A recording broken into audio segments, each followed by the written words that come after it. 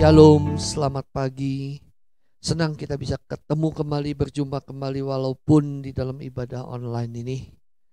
Kita bisa berkumpul bersama-sama di tempat masing-masing dan kita bisa kembali mendengar kebenaran firman Tuhan. Saudaraku dikasihi di dalam Tuhan, di Indonesia kita sering kali mendengar apa yang namanya SNI. SNI itu adalah Standar Nasional Indonesia. Setiap barang yang mau dipakai itu harus melalui proses SNI ini. Ya, harus melalui proses SNI ini, dan setiap barang yang ada label SNI maka kita bisa memakainya dengan tenang. Nah, saudaraku kekasih di dalam Tuhan, segala sesuatu yang ada itu harus ada standarnya. Kalau segala sesuatu tidak ada standarnya, maka barang itu menjadi tidak jelas. Demikian juga dengan hidup kita. So, hidup kita juga harus ada standarnya. Kalau kita dalam hidup ini tidak memegang standar, maka hidup kita pun akan menjadi kacau. Akan menjadi tidak jelas. Nah, di dalam kekristenan, terlebih lagi di dalam perjanjian lama, yang waktu itu belum ada Kristen, saudaraku. Waktu itu Allah memberikan satu standar kepada bangsa Israel. Nah, standar di dalam perjanjian lama adalah hukum Taurat. Nah, barang siapa yang melakukan hukum Taurat, yaitu hukum yang tertulis itu, maka dia memenuhi standar Allah. Dan kalau dia memenuhi standar Allah, maka dia akan menjadi berkenan di hadapan Allah. Di dalam apapun pendidikan, di dalam kehidupan, di dalam apapun pasti harus ada standarnya.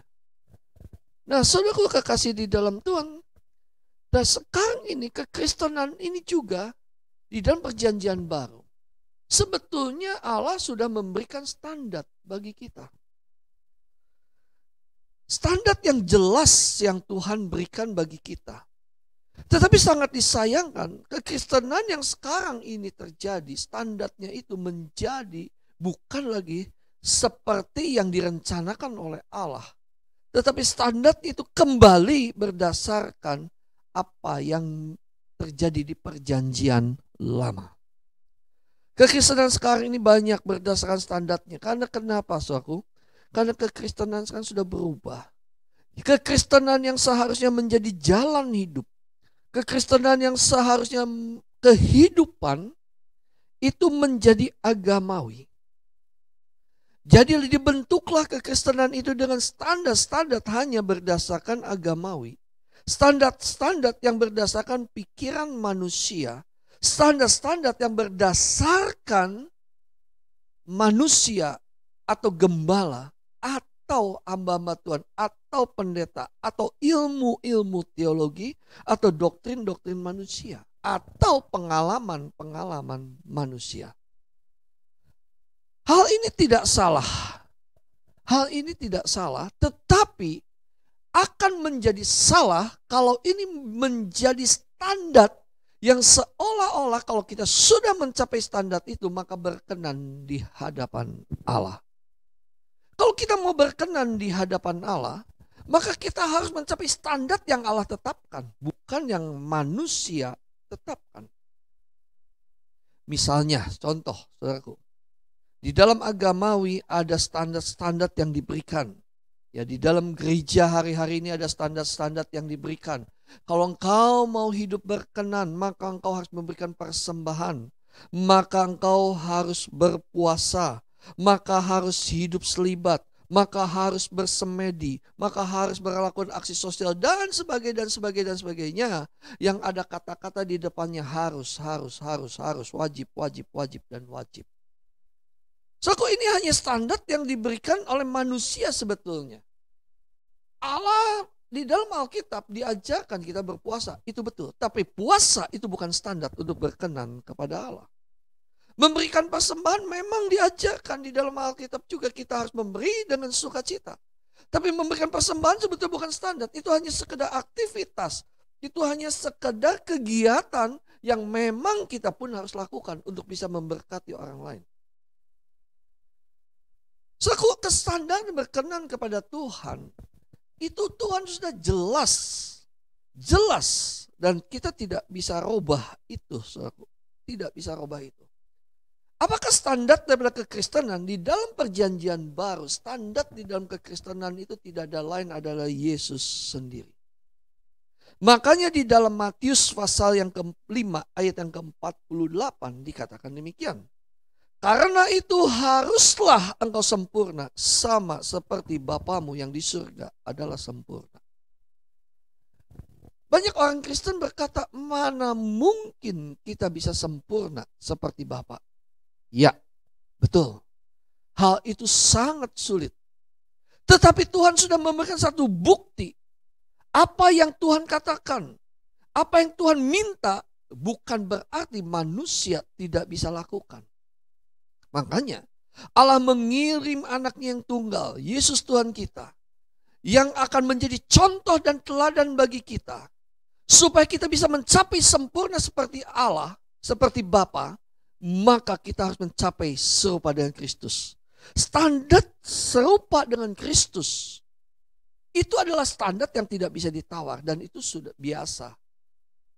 Ya, hal yang biasa, yang bukan hal yang luar biasa, karena memang sudah harusnya sedemikian. Yesus datang ke dalam dunia ini, dia ingin membawa kita kepada Bapa. Bukan bawa kepada sorga, saudara. Jangan salah.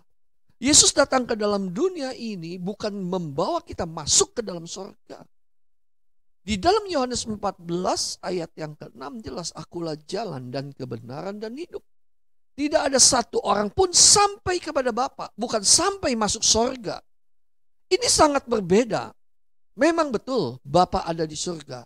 Tetapi hal yang terpenting adalah bukan masuk sorganya. Hal yang terpenting adalah bagaimana kita bisa bertemu dengan Bapa. Di mana pada saat manusia mula-mula Adam dan Hawa, begitu dia jatuh dalam dosa, maka terputuslah hubungan manusia dengan Allah. Di situ tidak ada satu pun yang bisa layak menyambungkan kembali hubungan dengan Allah. Persembahan-persembahan, korban-korban persembahan, itu terus-menerus dilakukan. Dan itu tidak bisa sempurna untuk menyambungkan dengan Allah lagi. Maka pada saat Yesus mati di atas kayu salib, di situ terjadi tirai bait Allah terbelah dengan dua. Itu tandanya apa? Yesus memulihkan kembali manusia, hubungan manusia dengan Bapa. Artinya Yesus datang ke dalam dunia ini lebih daripada masuk surga. Artinya Yesus datang ke dalam dunia ini, dia ingin memulihkan hubungan kita dengan Bapa. Jadi berbeda sekali, saudaraku. Kalau kita percaya kepada Yesus, tidak ada hubungannya dengan tempat, tetapi hubungannya dengan pribadi. Dan itu lebih tinggi nilainya daripada hanya tempat. Nah, bagaimana kita bisa ketemu dengan Bapa? Sedang Bapa Allah berkata begini, hendaklah engkau kudus aku sebab aku kudus. Allah, saudaraku, memiliki standar kalau ingin bertemu dengan Bapa. Bahkan Yesus sendiri dikatakan dalam Matius 5, ini perkataan Yesus, hendaklah engkau sempurna. Hendaklah kamu sempurna. Ini sudah satu keharusan, haruslah engkau sempurna. Kenapa? Karena Yesus sudah membuktikan bisa manusia itu sempurna seperti Bapa, sehingga kita bisa bertemu dengan Yesus, bertemu dengan Bapa. Tapi syaratnya adalah kita harus serupa dengan Kristus. Nah, inilah standar yang Bapa berikan bagi kita. Bahwa standar ini tidak bisa lain, kita harus betul-betul serupa dengan Kristus. Di dalam segala hal, serupa dengan Kristus itu bicara bahwa kita harus sejalan dengan Tuhan. Di dalam Alkitab kan dikatakan bahwa Yesus menjadi yang sulung. Roma 8 ayat 29. Bahwa Yesus menjadi yang sulung di antara banyak yang saudara. Artinya adalah Yesus itu menjadi panutan. Yesus menjadi acuan dalam hidup kita. Kalau kita memiliki standar ini, maka kita akan menjalani kehidupan kekristenan kita dengan pasti sesuai dengan apa yang Bapa mau. Dan ujungnya pasti kita akan masuk di dalam kekekalan. Firman Tuhan juga berkata, Yesus batu yang dibuang menjadi batu penjuru. Artinya apa? Segala sesuatu yang kita lakukan, kalau kita mau menjadi serupa dengan Kristus, segala yang saya lakukan kita harus sepikiran dan seperasaan dengan Kristus. Kehidupan kekristenan bukan hanya sekedar beragama. Tadi saya katakan, kekristenan itu sesungguhnya bukan agama. Tapi kekristenan sesungguhnya jalan hidup, jalan menuju kepada kekekalan. Jalan menuju kepada kehidupan yang kekal. Jalan menuju kepada ketemu dengan Bapa. Jadi sebetulnya kekristenan itu sangat luar biasa. Yesus datang ke dalam dunia ini sangat luar biasa. Bukan hanya sekedar beragama, bagaimana harus berbuat baik, itu sudah pasti.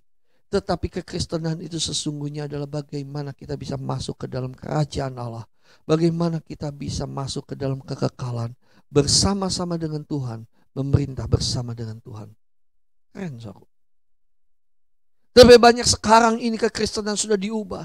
Yang seharusnya fokus kepada kekekalan, berubah kekristenan ini menjadi seperti hanya alat untuk memuaskan hawa nafsu pribadinya. Yesus hanya dipakai sebagai alat pemuasan kebutuhan hal-hal yang duniawi. Yesus hanya dimanfaatkan hanya untuk kepuasan, keinginan, ambisi pribadi. Bagaimana kita mau hidup di dunia ini mengikuti kenyamanan dunia ini. Kita iri melihat orang dunia nyaman. Lalu kita berkata kita pun harus nyaman seperti orang dunia. Ini sangat berbahaya. Ikut Tuhan kita harus lepaskan kenyamanan dunia ini. Ikut Tuhan kita harus pikul salib dan sangkal diri. Jalan menuju kepada kehidupan. Jalan menuju kepada kekekalan. Hidup yang kekal. Jalan menuju kepada Bapa itu sempit. Tapi sekarang terjadi ada penggabungan, berkolaborasi antara dunia dan seperti kekristenan. Dan akhirnya kekristenan itu menjadi duniawi sekali. Dan ini sudah keluar dari prinsip apa yang menjadi kehendak Allah. Ini sudah keluar daripada standar yang Allah tetapkan. Kita harus camkan baik-baik. Allah tidak pernah menetapkan Yesus datang ke dalam dunia ini hanya untuk memuaskan hawa nafsu keduniawian kita. Untuk pemenuhan duniawi kita. Allah tidak pernah tetapkan itu. Allah menetapkan Yesus datang ke dalam dunia ini supaya manusia memiliki standar seperti Yesus sehingga dia serupa, sempurna seperti Bapa. Dan dia akan masuk ke dalam kerajaan Allah. So ini tidak bisa ditawar. Ini sudah harus pasti. Oleh sebab itu, selama kita masih hidup, selama kita ada, selama kita masih bernafas, setiap detik perjalanan hidup kita, itu adalah proses bagaimana kita mencapai standar itu. Tapi sehari-hari ini kalau kita melihat sekarang, standar daripada kekristenan hanya diukur oleh apa yang kelihatan. Standar orang Kristen diukur berapa banyak dia punya mobil. Standar orang Kristen diukur berapa bagus dia berpakaian, berapa banyak dia punya perhiasan, berapa besar dia punya rumah. Seolah-olah dengan begitu banyak harta kekayaan yang berlimpah, seolah-olah dia berkenan di hadapan Tuhan. Seolah-olah berkata, aduh kamu disayang oleh Tuhan. Standarnya orang Kristen, standarnya hamba Tuhan seolah-olah dipakai berapa banyak dia berkhotbah. Berapa sering di mana-mana dia diundang untuk berkhotbah. Tidak. Hal itu hanya sekedar aktivitas. Kalau Allah berikan kepada kita untuk bisa menikmati pakaian yang baik cukup. Alkitab katakan asal ada makanan dan pakaian cukup. Karena itu bukan standar kita. Standar kekristenan adalah bagaimana kita bisa menjadi seperti Yesus. Yesus mengajarkan doa Bapa kami kepada kita. Berikanlah pada hari ini makanan kami secukupnya. Yesus mengajarkan itu. Kata berikanlah itu seperti ini, saudara. Kita pasrah, minta Tuhan cukupkan aja. Tuhan penuhi aja, berikan itu aja. Seperti seorang pengemis yang minta, aku minta, berapapun orang yang memberikan uang itu, mau 100, mau 500, mau 1000, nggak bisa komplain, minta. Nah itu artinya, berikanlah pada saat kita kata Bapa, berikanlah karena kita tahu kehidupan di dunia ini hanya sarana untuk mencapai standarnya Allah, yaitu menjadi serupa dengan Kristus. Dan di situ Yesus mengajarkan, berikanlah pada hari ini, cukup hari ini. Besok ada kesusahannya sendiri. Makanan kami secukupnya, bukan berlimpah-limpah, bukan sebanyak-banyaknya. Makanya Yesus sedang mengajarkan kepada kita, hidup kita yang sesungguhnya bukan di dunia ini. Dunia ini kita ada sebagai musafir, saudaraku. Kita sedang mengadakan perjalanan sampai kepada kekekalan. Kalau kita mencapai standarnya, maka kita akan masuk di dalam kekekalan. Tapi kalau kita tidak mencapai standar itu, mohon maaf, kita akan ditolak daripada kehidupan yang kekal. Coba kita buka di dalam 2 Petrus. 2 Petrus 3. 2 Petrus 3 ayat 10 sampai 16. 2 Petrus 3 ayat 10 sampai 16. Ya. Saya akan bacakan untuk saudara semua. Tetapi hari Tuhan akan tiba seperti pencuri. Pada hari itu langit akan lenyap dengan gemuruh yang dahsyat dan unsur-unsur dunia akan hangus dalam nyala api. Dan bumi dan segala yang ada di atasnya akan hilang lenyap. Sebelum saya lanjutkan, saudara ingat, hari Tuhan itu datang seperti pencuri. Ini bisa berbicara hari Tuhan, memang hari penghancuran atau hari kiamat. Tapi hari Tuhan ini bicara juga hari kematian kita. Kita tidak akan pernah tahu kapan kita akan dipanggil Tuhan, kapan kita meninggal. Tapi hari Tuhan akan datang seperti pencuri. Kita tidak akan pernah tahu usia kita berapa. Kita harus waspada ini. Ya. Yang ke-11. Jadi, perhatikan, jika segala sesuatu ini akan hancur, dunia ini, ya, bumi ini akan hancur, secara demikian, betapa suci dan salehnya kamu harus hidup. Ini standar. So, ini standar. Kalau standar hidup kita diukur oleh dunia, ini akan hancur. Kalau standar hidup kekristenan kita dipandang standarnya adalah apa yang kelihatan, perhiasan apa yang kita pakai, saudaraku, handphone apa yang kita pakai, mobil apa yang kita pakai. Itu kalau standarnya itu standar dunia sebenarnya hilang. Tetapi dikatakan di sini, kalau kita belajar standar daripada Tuhan, betapa suci dan salehnya kita harus hidup. Sungguh kasih di dalam Tuhan, di dalam kekristenan, kita tidak bisa main-main. Kalau kita sudah memutuskan untuk ikut Tuhan, Tuhan sudah langsung memberikan standarnya. Sama seperti kalau kita mau bekerja, pada saat kita mau bekerja dalam satu perusahaan, lalu kamu kalau mau naik punya karir yang baik, maka ada standarnya. Ini yang harus kamu lakukan. Tidak bisa seenaknya, tidak bisa semena-mena. Ayat yang ke-12. Yaitu jika kamu yang menantikan dan mempercepat kedatangan hari Allah, pada hari itu langit akan binasa dalam api dan unsur-unsur dunia akan hancur karena nyalanya. Tetapi sesuai dengan janjinya, perhatikan, kita menantikan langit yang baru dan bumi yang baru di mana terdapat kebenaran. Sebab itu saudara-saudaraku yang kekasih, sambil menantikan semuanya itu, kamu harus berusaha supaya kamu kedapatan tidak bercacat dan tak bernoda di hadapannya dalam perdamaian dengan Dia. Saudara lihat, untuk bisa mencapai, kenapa kita harus mencapai standar itu? Karena kita sedang menantikan dan sebetulnya hidup kita bukan di sini. Kelak nanti hidup kita itu yang sesungguhnya, ini realitas yang sesungguhnya adalah kita akan nanti di langit yang baru dan bumi yang baru.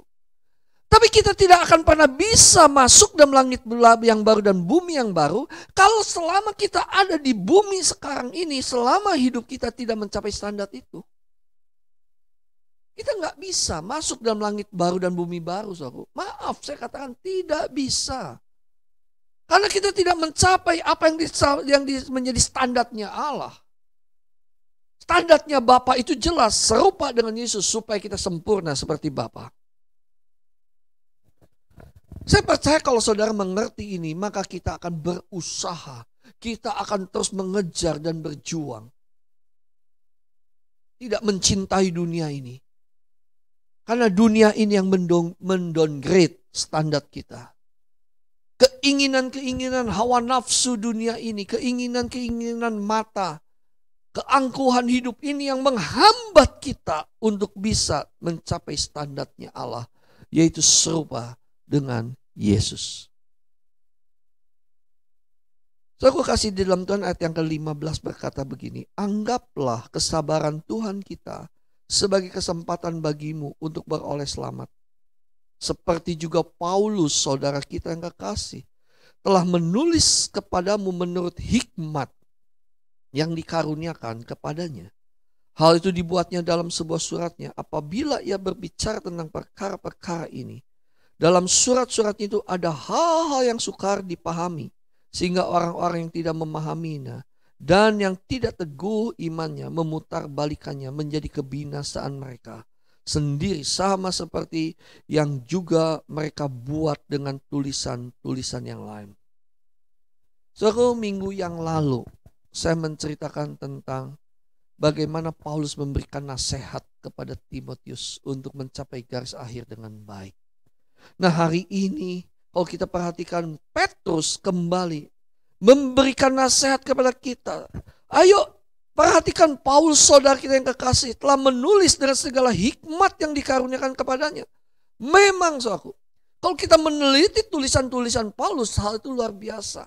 Tetapi di dalam tulisan-tulisan itu banyak orang menjadi salah mengerti dan salah memahami, memutarbalikkan fakta. Paulus sendiri pernah mengingatkan di dalam satu tulisan, hati-hati terhadap Injil yang lain. Hati-hati terhadap Yesus yang lain. Yang notabene mereka adalah hanya untuk kepentingan pribadi, perut mereka, Tuhan mereka. Hanya sekedar untuk makan dan minum. Tidak memikirkan kekekalan. Tetapi minggu lalu saya sudah jelaskan, Paulus berani berkata, aku sudah mengakhiri pertandingan dengan baik. Dia berkata kepada Timotius. Karena Paulus tahu bahwa apa yang telah dia jalani itu sudah benar. Dia mengerti sudah mencapai standar yang telah ditetapkan oleh Bapa dalam hidupnya. Maka pada saat dia dipancung, dihukum mati pun dia tidak mengeluh. Dia tidak mencari pembelaan apapun. Dia tetap pasrah karena dia sudah mencapai standar. Bahkan Yesus, aku tahu sekarang aku sudah menerima mahkota kehidupan. Luar biasa, saudaraku kasih dalam Tuhan. Luar biasa kalau kita mengerti tentang kebenaran ini. Nah, di mana sekarang kebenaran ini sekarang mulai disimpangkan. Sekarang ini kekristenan hanya fokus kepada hal-hal yang duniawi. Sekarang ini kekristenan fokus kepada hanya kekayaan, berkat-berkat dan mujizat. Sekarang ini kekristenan tidak lagi terfokus kepada esensi hal yang terpenting. Sekarang ini orang Kristen hanya mencari tambahan-tambahan. Padahal firman Tuhan katakan, carilah dahulu kerajaan Allah. Carilah hal yang terpenting, semua ditambahkan. Sekarang kita terbalik, kita mencari tambahannya, bukan mencari kerajaan Allahnya. Saudaraku, Tuhan cukupkan. Filipi 4:19 katakan kita nggak perlu takut akan kebutuhan. Seorang prajurit di dalam 2 Timotius katakan, seorang prajurit Allah tidak pusing dengan kehidupannya. Yang penting bagaimana menyenangkan komandannya. Nah, standar ini suatu yang harus kita miliki. Standar ini yang harus kita kerjakan. Gak bisa suatu hanya menjadi orang Kristen percaya Yesus langsung masuk surga. Lalu kita hanya bisa berkata, Tuhan Yesus yang berperang. Tuhan Yesus yang telah menggantikan aku. Loh iya, Yesus mati bagi kita itu anugerah, betul. Betul. Tapi ada bagian kita, ada tanggung jawab yang harus kita lakukan untuk menerima anugerah itu. Jangan berpikir bahwa saudara pada saat menerima anugerah selesai semua. Tapi saudara harus ingat pada saat kita menerima anugerah, pada saat kita menerima kasih karunia itu ada tanggung jawab. Makanya Petrus katakan, kerjakan keselamatanmu dengan takut dan gentar. Kerjakanlah keselamatanmu dengan takut dan gentar. Saudara. Kalau kita mencapai standar Allah, betapa kita hidup itu tidak akan pernah menyesal. Kita akan sampai masuk dalam kekekalan. Kita akan masuk ke dalam langit baru dan bumi yang baru, di mana Tuhan Yesus sudah menunggu yang Dia akan menjadi Raja. Aku kasih di dalam Tuhan, jangan sampai kita dibengkokkan hati kita. Yang tadinya kita mencintai Tuhan menjadi mencintai dunia ini. Jangan sampai kita disimpangkan pandangan kita. Yang tadinya kita memandang fokus standar Kristus menjadi standar dunia ini. Jangan sampai kita sebagai anak Allah hanya status anak Allah. Tapi kita harus memiliki keberadaan sebagai anak Allah. Hidup sejalan dengan Allah. Hidup sejalan mengikuti jejak-jejak daripada Yesus. Kita harus ikutin itu. Di mana Yesus berada, di situ aku berada. Sekarang terbalik, di mana aku berada, Yesus harus berada. Di mana aku ada, Yesus harus sertai aku. Emang Yesus kacung kita. Dia adalah Tuhan yang mulia. Dia adalah Raja segala raja. Dia adalah panutan kita. Dia adalah acuan hidup kita. Itu sudah seharusnya.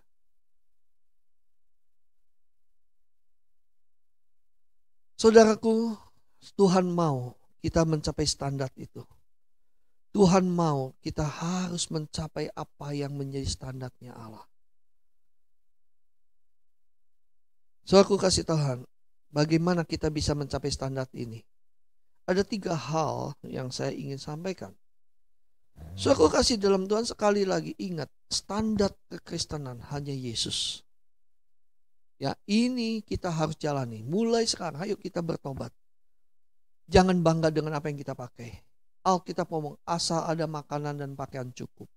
Dan kita berkata, biarlah hari ini kita bisa makan secukupnya. Artinya, kita hidup di dalam dunia ini adalah kesempatan. Bukan untuk makan. Bukan untuk menikmati dunia ini. Tapi kesempatan bagaimana kita serupa dengan Kristus. Prinsip bagi hidup saya adalah setiap detik, setiap langkah kehidupan saya harus dipakai secara berkualitas. Bagaimana saya harus berubah di dalam pola pikir, di dalam mengasihi Tuhan, di dalam mengasihi sesama, di dalam bagaimana saya memperhatikan sesama, memperhatikan kehidupan sesama. Itu yang harus kita lakukan dan memperhatikan kehidupan kita. Efesus katakan, perhatikanlah apa yang kamu lakukan. Perhatikanlah dengan seksama bagaimana kebiasaan. Bagaimana kamu hidup, itu bicara tentang bagaimana kebiasaan kamu. Bagaimana hidup kita berkebiasaan. Ayo saudaraku, kita berubah. Kita berubah supaya standar itu kita capai. Supaya kita nggak buang-buang waktu. Supaya hidup kita benar-benar maksimal. Hidup kita betul-betul berkualitas. Hal yang pertama, bagaimana kita bisa mencapai standarnya Allah. Saudaraku, tentunya saya ini hanya garis besarnya, mendetilnya. Saudara, Tuhan akan mengajar lebih lagi ya. Hal yang pertama adalah kita mengenal Dia. Banyak orang Kristen hanya tahu, bukan mengenal. Di dalam 2 Petrus 1 ayat yang ketiga. 2 Petrus 1 ayat yang ketiga. Demikianlah firman Tuhan.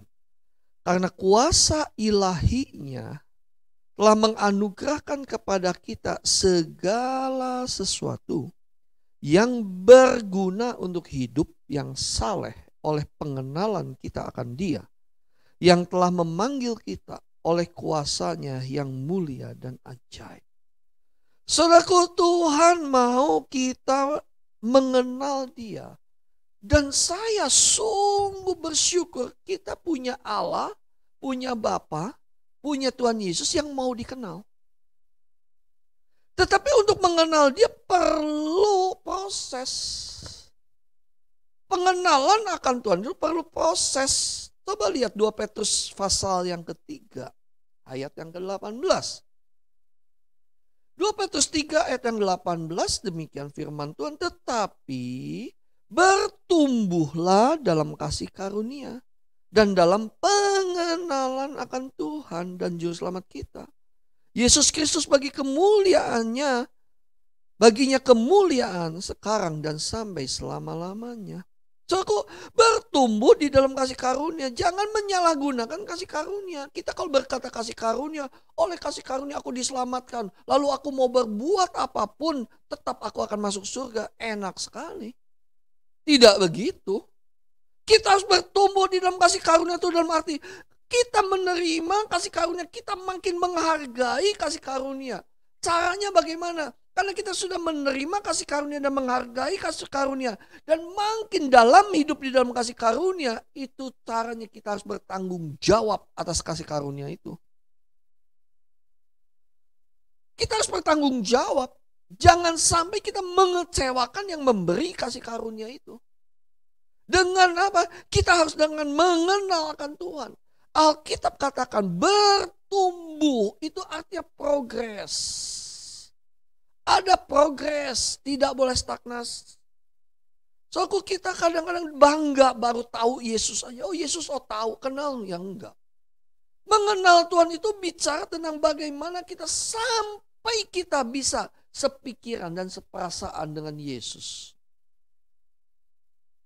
Makanya di dalam Alkitab katakan bahwa hendaklah dalam hidupmu bersama engkau harus mengenakan pikiran dan perasaan Kristus. Mengenal Yesus, kita tuh harus mengerti dan tahu sampai sungguh-sungguh menghidupi kehidupan Yesus. Apa yang Yesus tidak suka untuk kita lakukan, kita nggak usah lakukan. Apa yang Yesus mau kita lakukan, kita harus lakukan. Seperti Yesus mengenal Bapa, dia melakukan apa yang dikehendak Bapa dan dia tidak melakukan apa yang menjadi kebencian Bapa. Tuhan Yesus sudah memberikan contoh bagi kita. Makanya standar Yesus itu penting. Makanya kalau untuk mencapai standar Yesus, kita harus mengenal Yesus. Nggak mungkin, nggak. Kalau kita bilang, oh Yesus ya udah, tapi dia mati di kayu salib, saya nggak mau loh ya. Soalnya Tuhan tidak menuntut kita untuk mati di kayu salib. Yang Tuhan tuntut adalah bagaimana kita mematikan kedagingan kita. Bagaimana kita mengasihi Allah dengan segenap hati, segenap jiwa, segenap akal budi kita. Karena kenapa di dalam katakan di sini berguna untuk hidup. Nah, saudaraku kasih dalam Tuhan, perhatikan. Hidup di sini bukan hidup seperti bios, tapi di dalam bahasa aslinya hidup ini zoe. Ya 2 Petrus 1 ayat yang ketiga. Yang berguna untuk hidup zoe. Ya apa? Untuk hidup yang berkualitas, untuk hidup nanti kelak kepada seperti yang rencana Allah semula. Maka keselamatan itu adalah mengembalikan manusia kepada rancangannya semula. Mengenal Yesus itu, standar Yesus itu adalah bagaimana kita hidup kepada rancangan Allah semula.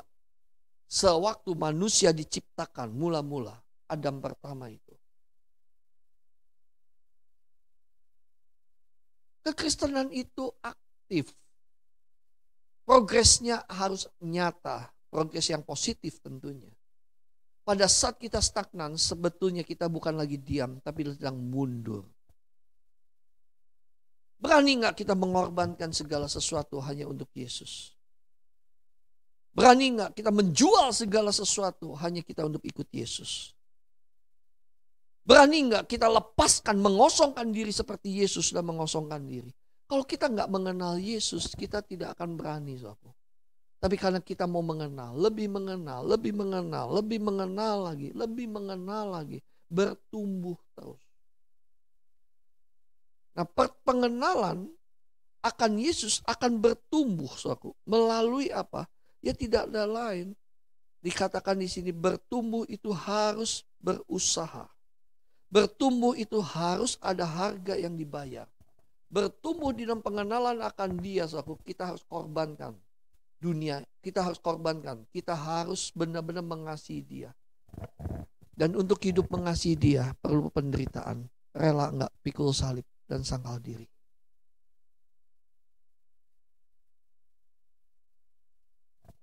Seseorang yang sudah menikah, hidupnya terikat kepada pasangannya. Dia tidak lagi bebas. Dia tidak lagi bisa seenaknya di dalam hidup. Seseorang yang sudah terikat dan percaya kepada Yesus. Seorang yang berkata, Yesus, Engkau adalah Tuhan dan Rajaku. Seorang yang berkata, Engkau ya Bapa, dan Bapa sudah memberikan standar. Kita sudah tidak lagi bebas. Dunia menawarkan kebebasan, tapi kekristenan, Bapa tidak menawarkan kebebasan. Bapa hanya menawarkan engkau harus menjadi seperti Yesus. Sempurna seperti Bapa, serupa dengan Yesus. Kalau kita mengenal Yesus, kita harus berani korbankan ego kita. Kita harus berani korbankan kenyamanan hidup kita. Seperti Yesus mengenal Bapa. Seperti Yesus mengorbankan semuanya, mengosongkan dirinya menjadi manusia. Demikian kita pun harus mengosongkan dirinya untuk kita sepenuhnya untuk mengenal Dia. Baru kita bisa mengenal. Kalau di dalam pikiran kita, hidup kita masih ada mencintai dunia, kita tidak akan bisa mengenal. Tidak akan pernah bisa mengenal secara utuh. Tidak pernah bisa. Kalau kita mau mengenal secara utuh, maka kita harus berani mengosongkan diri. Pikul salib. Yang kedua, bagaimana kita bisa mengenal Dia? Bagaimana kita bisa mencapai standar? Yang pertama, kita harus mengenal Dia. Yang kedua, saudaraku, kita harus bersungguh-sungguh. Punya tekad. Kalau di dalam kata-kata Gembala Pak Erastus dikatakan nekat. Waktu Pak Erastus katakan nekat, saya berkata aku pun mau nekat. Tetapi betulkah sudah mau nekat? Karena nekat itu nggak mudah. Coba buka di dalam 2 Petrus 1 ayat yang ke-10. 2 Petrus 1 ayat yang ke-10. Demikianlah firman Tuhan. Karena itu saudara-saudaraku, berusahalah sungguh-sungguh supaya panggilan dan pilihanmu makin teguh. Sebab jikalau kamu melakukannya, kamu tidak akan pernah tersandung. Lanjut dulu ya, 2 Petrus 3 ayat yang ke-14. 2 Petrus 3 ayat yang ke-14. Sebab itu saudara-saudaraku yang kekasih, sambil menantikan semuanya ini, kamu harus berusaha supaya kamu kedapatan tak bercacat dan tak bernoda di hadapannya dalam perdamaian dengan Dia. Lihat aku 2 ayat ini saja sudah jelas. Karena kenapa penghakiman itu yang dihakimi itu adalah perbuatan kita. Mau nggak kita berusaha sungguh-sungguh di dalam ayat yang ke-2 Petrus 1 ayat 10. Berusaha sungguh-sungguh supaya panggilan dan pilihanmu makin teguh. Panggilan apa? Panggilan kita menjadi anak Allah. Pilihannya apa? Pilihan nanti kita akan masuk di dalam pemerintah bersama dengan Yesus. Pilihan menjadi anak Allah. Pilihan menjadi anggota keluarga kerajaan Allah. Kita harus berusaha mengenal Tuhan sehingga kita mengerti panggilan dan pilihan ini makin nyata. Kita kadang-kadang digelapkan atau ditipu oleh ilusi sebetulnya, ilusi kehidupan ini, saudaraku. Kalau kita jujur, dunia ini adalah ilusi. Tetapi seringkali kita berkata, oh kita nyata hidup dunia ini. Soalnya dunia ini kan ada lagunya, dunia seperti panggung sandiwara. Kehidupan realitas yang sesungguhnya adalah kekekalan. Tidak ada satu orang pun bisa menyanggah ini. Manusia satu kali pasti mati. Dan dia akan hidup, akan masuk di dalam kekekalan. Seberapa kita punya uang, berapa banyak pun punya uang, mati tidak akan pernah bisa dibawa. Ini ilusi. Kita sedang berjalan menuju realitas hidup. Jangan kita dipengaruhi oleh ilusi kehidupan ini. Ini hanya sebagai sarana bagaimana kita akan menjadi serupa dengan Kristus. Makanya kita harus berusaha sungguh-sungguh supaya kita tidak stuck, berhenti mencintai dunia ini. Yang tadi 2 Petrus 3 ayat 14. Sebab itu saudara-saudaraku yang kekasih, sambil menantikan semuanya. Apa menantikan semua? Menantikan langit baru dan bumi baru. Kamu harus berusaha supaya kamu kedapatan tak bercacat. Berusaha di sini adalah bagaimana kita bertanggung jawab Bukan berarti keselamatan itu hasil usaha kita. No, keselamatan hanya di dalam Kristus. Keselamatan adalah anugerah. Karena tidak ada satu orang pun bisa sampai kepada Bapa kalau tidak melalui Yesus. Tetapi tanggung jawab setelah kita menerima keselamatan ini, kita harus berusaha sungguh-sungguh bagaimana kita tidak bercacat dan tak bernoda. Dalam perdamaian dengan Dia, dalam hidup berdamai dengan Dia.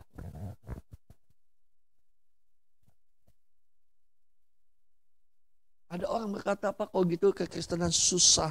Ya, ikut Yesus tidak mudah. Karena Yesus menjalani itu semua pun tidak mudah. Dia sampai mati di atas kayu salib. Dia sampai menderita di mahkota eduri. Dia sampai menderita, dia dicambuk 39 kali. Kekristenan tidak mudah. Demikian juga bagi kita menjalani kekristenan tidak mudah. Tetapi ada rewards. Ada janji yang Tuhan pasti akan tepati, yaitu langit baru, bumi yang baru. Jangan pernah menjadi lemah dengan kita harus berusaha. Untuk mencapai standarnya Allah, kita harus berusaha sungguh-sungguh. Kita harus serius. Sekali lagi kita harus nekat. Saya dan keluarga sudah berkata, saya mau nekat. Saya tidak mau sia-sia dalam hidup saya. Saya harus nekat. Apa yang dikatakan oleh gembala pembina, apa yang dikatakan oleh gembala senior, apa yang dikatakan oleh ketua sinode, katakan nekat. Saya mau mengikuti, saya pun mau nekat. Karena saya tahu, hidup di dunia ini hanya ilusi sementara. Paling lama 70, mau 100 tahun pun tetap sementara. Mau 120 tetap sementara, ujungnya mati. Tapi kelak nanti kita di kekekalan selama-lamanya, tanpa ada batas waktu. Mari berusaha sungguh-sungguh. Yang ketiga, mencapai standarnya Allah itu bagaimana? Yang ketiga, kita harus merenungkan firman Tuhan.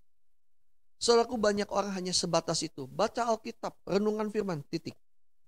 Padahal, saudaraku, ada tambahan. Kita harus membaca dan merenungkan firman Tuhan sesuai dengan pola pikir Allah.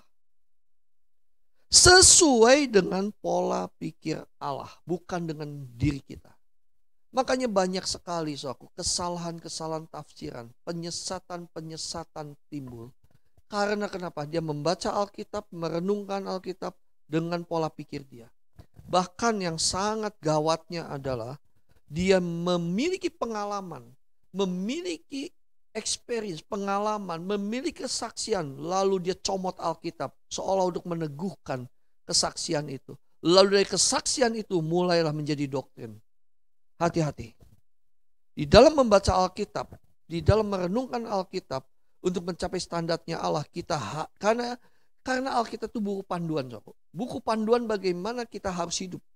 Buku panduan bagaimana bisa mencapai standarnya Allah. Kalau satu mobil, kalau kita beli mobil baru, itu ada buku panduan untuk bagaimana menggunakan mobil baru itu. Supaya tidak rusak dan tidak salah. Nah, Alkitab pun Tuhan berikan untuk itu. Alkitab itu Tuhan berikan sebagai buku panduan bagaimana hidup kita berkenan di hadapan Allah. Bagaimana kita mencapai standarnya Allah. 2 Petrus 1 ayat 20 sampai 21. 2 Petrus 1 ayat 20 sampai 21. Demikianlah firman Tuhan. Yang terutama harus kamu ketahui. Yang terutama harus kamu ketahui ialah bahwa nubuat-nubuat dalam kitab suci tidak boleh ditafsirkan menurut kehendak sendiri. Sebab tidak pernah nubuat dihasilkan oleh kehendak manusia, tetapi oleh dorongan Roh Kudus. Orang-orang berbicara atas nama Allah. Kalau Alkitab yang menulis itu adalah karena Roh Kudus. Memang yang menulis itu manusia, tetapi manusia, orang-orang itu menulis atas nama Tuhan, atas nama Allah. Karena ada dorongan Roh Kudus, kita harus menafsir itu sesuai dengan pola pikirnya Allah. Jangan sesuai dengan jangan mengkondisikan dengan pola pikir kita. Jangan kita seenaknya mencomot-comot Alkitab lalu tidak bisa menafsirkan dengan pola pikir kita. Banyak orang seperti itu. Sehingga terjadilah kekristenan itu degradasi sampai sekarang. Kenapa? Karena apa yang di standar Allah yang begitu baik, yang begitu mulia dan begitu tinggi, standarnya itu menjadi turun karena dengan pola pikir manusia. Gak bisa, saudaraku, gak bisa. Saya ingat kalau dulu beli motor baru atau mobil baru itu ada istilah indrayan. Awal mobil tidak boleh dipakai cepat-cepat, harus indrayan dulu berapa ribu kilo. Saya ingat itu. Tapi sekarang saudaraku enggak. Tetapi kenapa saya bisa katakan enggak? Karena sudah ada standarnya, udah ada buku panduannya. Dikatakan ini enggak. Tapi ada orang-orang tertentu menggunakan masih akal, masih tetap harus indrayan. Awas mobil nggak boleh begini. Sama seperti kita hari ini, saudaraku. Tuhan sudah jelas memberikan standar dan pola pikir Allah harus kita lakukan. Harus kita kerjakan. Tetapi banyak penyimpangan-penyimpangan menggunakan standar pola pikir manusia. Mulailah kita baca Alkitab dan pola pikir Allah. Makanya sebelum kita membaca Alkitab, minta sungguh-sungguh tuntunan Roh Kudus. Lalu kalau nggak mengerti, jangan cari berusaha untuk mengerti. Karena Roh Kudus itu pasti akan memberikan pengertian. Kalau hari itu Roh Kudus belum bicara, nggak apa-apa. Besok kita baca lagi. 2 Petrus 3, ayat 1-3. 2 Petrus 3, ayat 1-3. Saudara-saudara yang kekasih, ini sudah surat yang kedua yang kutulis kepadamu. Di dalam kedua surat itu, perhatikan, aku berusaha, ini Petrus ngomong, menghidupkan pengertian yang murni oleh peringatan-peringatan. Supaya kamu mengingat akan perkataan yang dahulu telah diucapkan oleh nabi-nabi kudus, dan mengingat akan perintah Tuhan dan juru selamat yang telah disampaikan oleh rasul-rasulmu kepadamu. Yang terutama harus kamu ketahui ialah bahwa hari-hari zaman akhir akan tampil pengejek-pengejek dengan ejekan-ejekannya, yaitu orang-orang yang hidup menurut hawa nafsunya. Soalnya sekarang ini kalau kita bicara tentang penderitaan, kita akan diejek. Orang Kristen sendiri yang mengejek, bukan orang luar Kristen. Kalau kita bicara tentang kita harus bayar harga mengikuti Yesus, kita sudah pasti diejek. Kalau kita menyuarakan kebenaran sesuai dengan apa yang firman Tuhan katakan, orang Kristen sendiri yang berkata, yang mengejek. Saya pernah diejek beberapa tahun yang lalu. Saya pernah diejek oleh seorang yang mengaku dia seorang hamba Tuhan.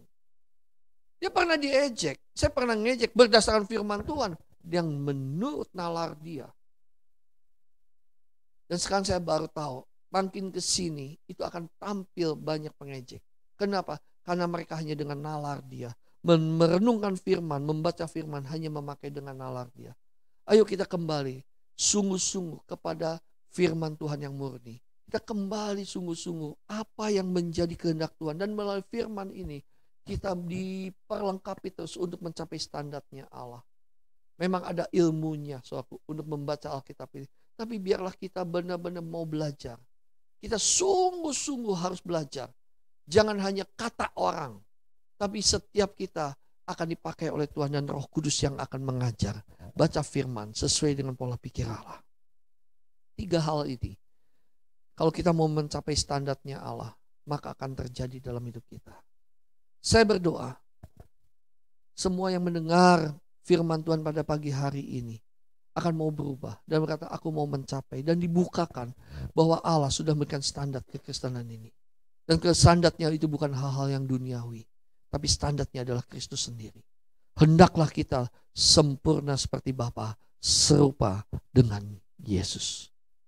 Dan saya percaya jemaat GSKI Kana maupun siapapun yang sedang mendengar berita firman ini, ayo dibukakan, diberikan pengertian yang baru bahwa sungguh menjadi orang Kristen itu sungguh mulia.